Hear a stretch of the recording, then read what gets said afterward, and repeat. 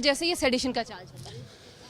देखिए, जो उनके रिप्लाई के अंदर जो वर्ड्स यूज किए गए चीफ मिनिस्टर के खिलाफ, वो होना चाहिए नहीं होना चाहिए, मैं इसके ऊपर किसी किस्म की टिप्पणी नहीं करना चाहता हूँ। हालांकि मैं उन वर्ड से बिल्कुल सहमत नहीं हूँ। ऐसी बात एक चीफ मिनिस्टर की पोस्ट के शख्स के लिए नहीं बोलनी चाहिए, लेकिन अल्टीमेटली डिफेंस के पक्ष के होने के लिए मुझे बताना पड़ेगा कि भाई ये हेट स्पीच नहीं है।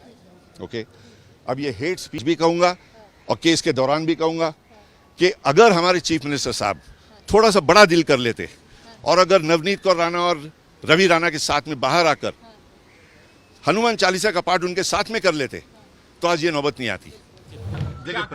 देखिए, प्रोसिक्यूशन का बोलना ये है कि 20 तारीख से इन लोगों ने बोलना चालू किया कि हम बॉम्बे आएंगे हनुमान चालीसा पढ़ने के लिए।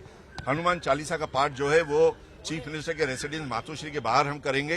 तो इस पूरी चीज को हम लोगों ने प्रिपरेशन के तौर पे टर्म की।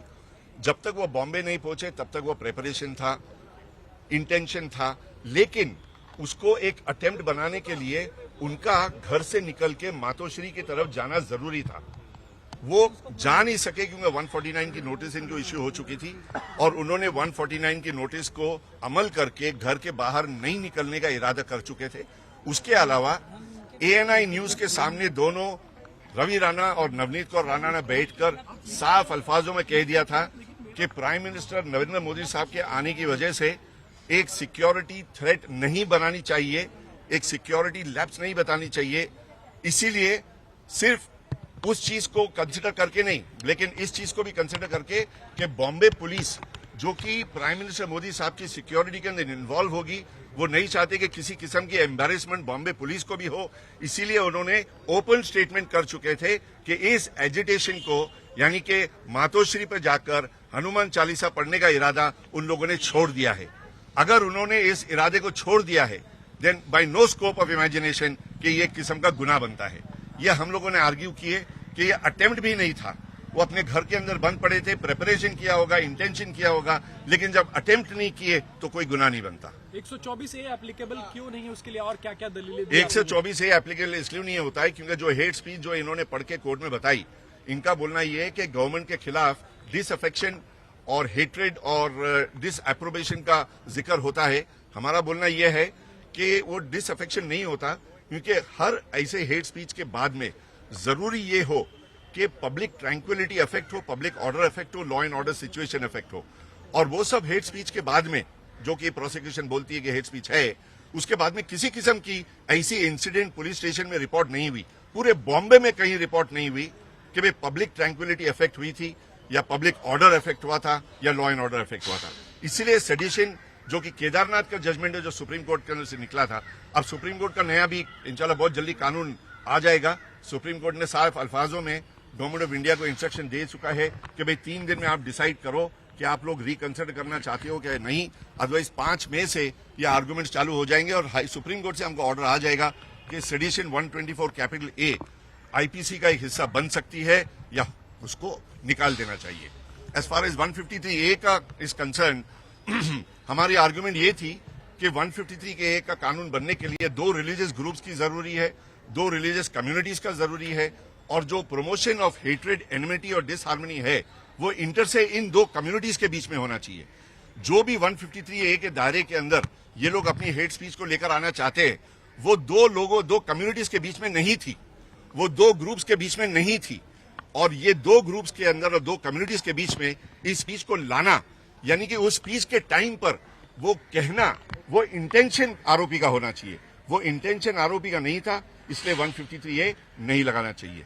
दूसरा हम लोग ने आर्ग्यू ये किए कि जो हेट स्पीच जो कह रहे हैं कि ये गवर्नमेंट के खिलाफ है, हमारा बोलना ये है कि honourable chief minister Uddhav Thackeray साहब अकेले सरकार नहीं बनाते, उनके ढेर सारे जो मंत्री है वो उनके साथ में सरकार बनाते हैं। सरकार जो है वो 3 पाए की सरकार है, NCP, शिवसेना और कांग्रेस।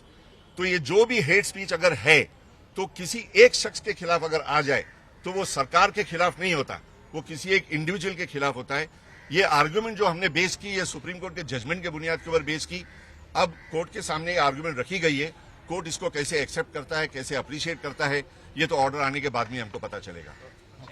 मंडे को ऑर्डर रखा गया है, मंडे को ऑर्डर उम्मीद है। Most welcome. जैसे ये सेडिशन का चार्ज है, देखिए, जो उनके रिप्लाई के अंदर जो वर्ड्स यूज किए गए चीफ मिनिस्टर के खिलाफ, वो होना चाहिए नहीं होना चाहिए, मैं इसके ऊपर किसी किस्म की टिप्पणी नहीं करना चाहता हूँ। हालांकि मैं उन वर्ड से बिल्कुल सहमत नहीं हूँ। ऐसी बात एक चीफ मिनिस्टर की पोस्ट के शख्स के लिए नहीं बोलनी चाहिए, लेकिन अल्टीमेटली डिफेंस के पक्ष के होने के लिए मुझे बताना पड़ेगा कि भाई ये हेट स्पीच नहीं है।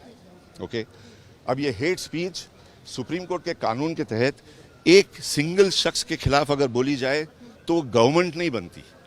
ऑनरेबल चीफ मिनिस्टर अकेले सरकार नहीं है, उनके साथ में जो दूसरे मंत्री जो बनाते हैं सरकार, वो सरकार है। और ये हेट स्पीच किसी एक शख्स के खिलाफ अगर है, so it does not become against the government. Government यहाँ पर एक अपनी 3 पाए की गवर्नमेंट है, MVA, शिवसेना भी है, कांग्रेस भी है, NCP भी है। तो अगर शिवसेना के खिलाफ खाली बोला तो वो 124A नहीं? ना, मैं ये नहीं बोल रहा हूँ कि शिवसेना के खिलाफ बोला। अगर शिवसेना के किसी एक शख्स के खिलाफ बोला तो ये 124A नहीं बनता, बिकॉज किसी उस एक शख्स के खिलाफ बोलने का मतलब ये नहीं होता कि गवर्नमेंट के खिलाफ बोला उन्होंने। इसके अलावा 153A का भी तो सेक्शन 153A का जो है promotion of enmity, hatred, disharmony, it is suppose to be between two groups means 2 religious groups, यानी हिंदू या मुस्लिम हो। जो उन्होंने कहा कि मुस्लिम लोगों को भी परेशानी हुई। उन्होंने कहा, लेकिन आज तक रिमांड के अंदर किसी किस्म की ऐसी रेफरेंस नहीं की गई, उनके रिप्लाई में भी नहीं है। आज आर्गुमेंट्स में पहली बार घारत साहब बोल रहे हैं कि भाई मुस्लिम नुमाइंदों को भी इस चीज से तकलीफ हुई, लेकिन वो किसी एक शख्स जो कि मुसलमान हो उसको तकलीफ हो, ये नहीं है। It is essentially community. Community means the entire Muslim community at large and the entire Hindu community at large. So the attempt to promote hatred, enmity and disharmony should not be between one Muslim and one Hindu. It should be between community to community. Should be a larger perspective than what is argued by Mr. Gharat. इसके अलावा कि नहीं है इस case के अंदर। इसके अलावा आप लोगों ने ये भी एक बात कही कि काश अगर साथ में दोनों बैठे होते। हाँ, ये बिल्कुल मैं शुरुआत से कहते आ रहा हूँ और मैं आज भी कहूँगा और केस के दौरान भी कहूँगा कि अगर हमारे चीफ मिनिस्टर साहब थोड़ा सा बड़ा दिल कर लेते और अगर नवनीत कौर राणा और रवि राणा के साथ में बाहर आकर हनुमान चालीसा का पाठ उनके साथ में कर लेते तो आज ये नौबत नहीं आती।